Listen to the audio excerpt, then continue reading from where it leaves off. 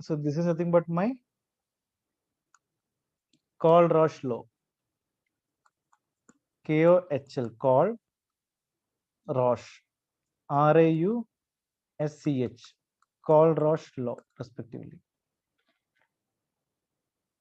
Okay, so we have to know what it is actually. So before explaining you what is the law, I'll write a general reaction. This symbol, if I put not on this, this is limiting molar conductivity. This is NaCl, sodium chloride, or our common salt. Yes, correct. And for the dissociation of the electrons, let me give you, this will give me dissociation. Dissociation is in splitting of the electrons, Na plus and Cl minus. Okay, coming to this.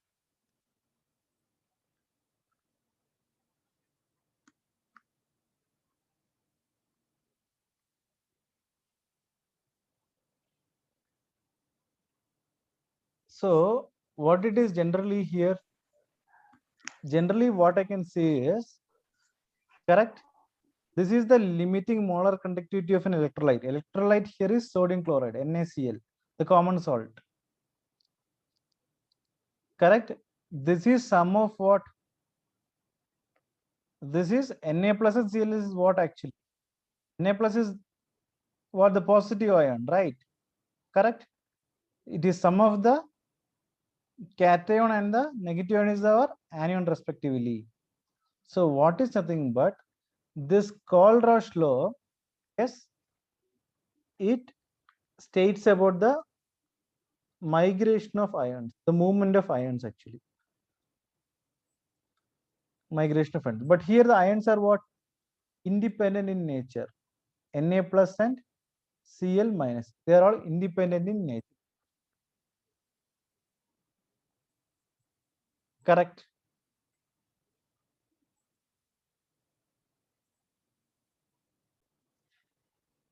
So the migration of ions. See, for example, this is nothing but my what limiting molar conductivity. This symbol represents the limiting molar conductivity of an electrolyte. Electrolyte here is sodium chloride. Yes, and it is sum of what? The individual contribution of this cation and anion. So that is nothing but my Kohlrauschs law. Yes, if I add this anion and the cation and anion, or sum of these individual ions, I'll get what? The limiting molar conductivity of my electrolyte. The electrolyte here is NaCl, the common salt, the ORS which we use, right? If you're not feeling well, if I'm having vomiting or anything, I'll be using what? Electrolyte, ORS. That is nothing but my common salt only, right? Yes, that is made up of this only, Na plus and Cl minus thing. So if we know about this particular reaction, we can frame the law with our own words. But what is the importance of this? So I was telling something about the dissociation, degree of dissociation. Correct? So this helps me to find the degree of dissociation. Application of this law. Application of Kohlrauschs law. First one, degree of dissociation. It helps me find out a degree of dissociation. This is represented by alpha. Okay. So this alpha, nothing but my limiting molar conductivity to my infinite limiting molar conductivity. Infinite limiting molar conductivity. Because we are talking not only about a particular concentration, we are talking about an infinite dilution. That's the reason. So if you want me to state Kohlrauschs law, yes, what is it actually? Its state is what? What does it state? This law states that, what will I write first? I'll write this term. What is this symbol called? Limiting molar conductivity. The limiting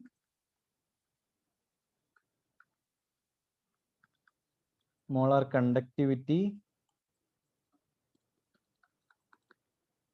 is equal to, or else I can write limiting molar conductivity of what? NaCl. What is NaCl? Electrolyte, of an electrolyte. Yes, at infinite dilution. At infinite dilution. Yes, is opposed as of individual contribution.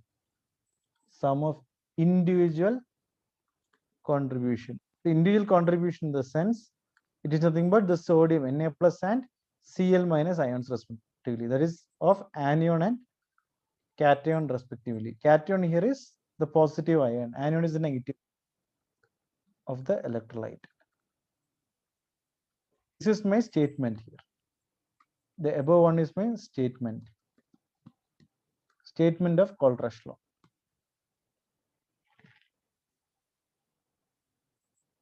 Okay, and here it is degree of dissociation.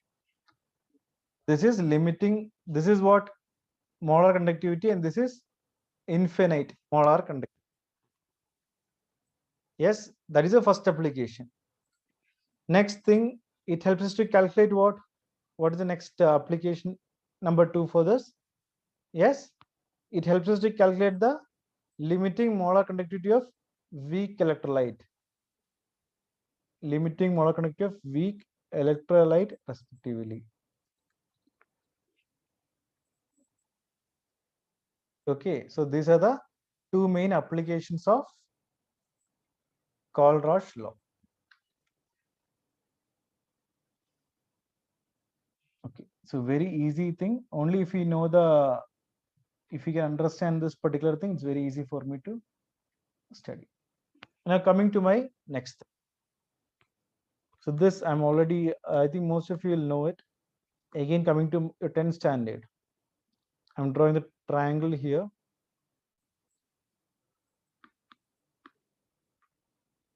Q, I, and T. What is my current? Charge by time. Correct. I think in 10th standard, current electricity chapter, everyone knows it. Current is nothing but Q by T. I is equal to Q by T, or Q is equal to IT. Correct? Yes. So what is my Q from this? Q is equal to IT. So what is charge of an electrode? It is nothing but the current multiplied by time. Yes. So that is nothing but my Faraday's first law of electrolysis. But again, coming to this, I need what? Electrolyte 2 here. So this is nothing but my Faraday's first law of electrolysis. Write down here. Faraday's first law. So Faraday has got two laws. First law is this, Faraday's first law of electrolysis. So for a charge, let me take here. This is a charge here. A charge to move from this position to this position A to position B, work should be done. Correct? Work should be done. Now we are talking about electrolysis. Correct? So electrolysis, basically what happens? If it is water, we get what? Hydrogen and oxygen separately. When we will get it? When a charge is passed through it. Yes. So in one electrode, it will be hydrogen. Another electrode, it will be oxygen. Correct? So Faraday's first law of electrolysis states that the work is directly proportional to this charge.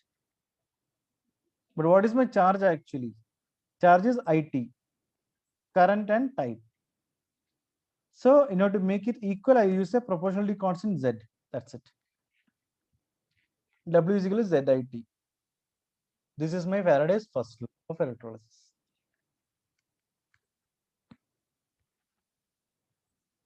Okay, and coming to next one is Faraday's second law of electrolysis.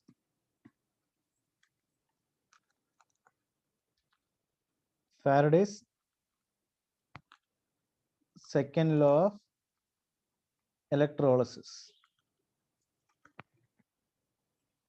So here again I'll write down mathematically WA by WB, the ratios.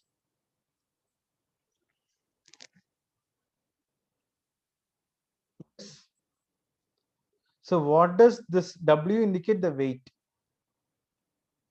Okay, W indicate the weight. So better I'll write the entire thing. Equivalent weight of A and equivalent weight of B.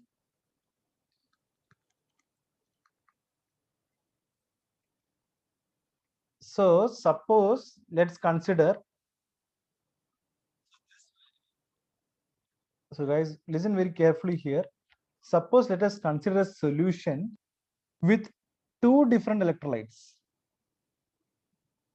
Okay, two different electrolytes. Here in my context here, what I'm trying to tell you, the electrolytes are what? A and B, correct? And I'm passing electricity to that particular solution. And the solution is consisting of what? Two different electrolyte, and I'm passing electricity to that particular solution. Correct? And in that particular solution, we'll have two electrodes. One is our cathode and other one is our anode. Correct? The weight produced, the two electrodes will be directly proportional to their equivalent weights. You got the point. The weight produced in the sense, the weight produced at the electrode A and electrode B will be directly equivalent to what? Or directly proportional to the equivalent weight of those what? Substances. Substance A and substance B. I'm not telling you what substance it is. A and B.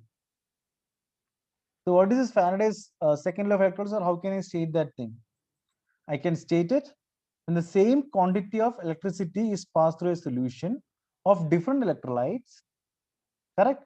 The weight produced, weight in the sense weight of the substance produced at that respective electrodes are directly proportional to their equivalent weights. Here I told equivalent weights of A and B respectively.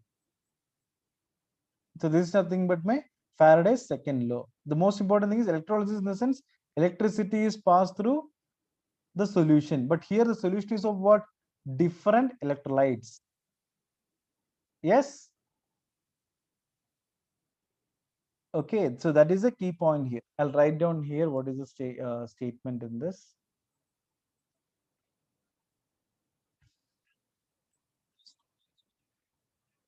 Second law. This is my second law statement. When the same quantity, when the same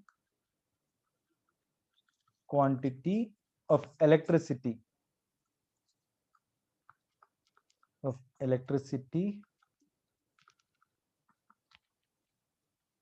is passed through a solution of different electrolytes.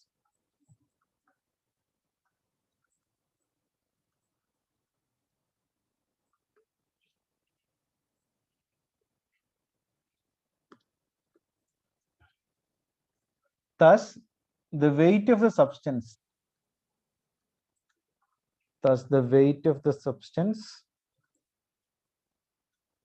yes, produced at the respective electrodes,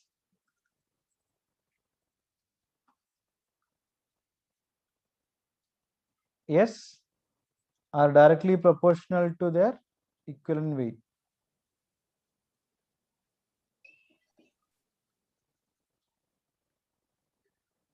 Proportional to their equivalent weights.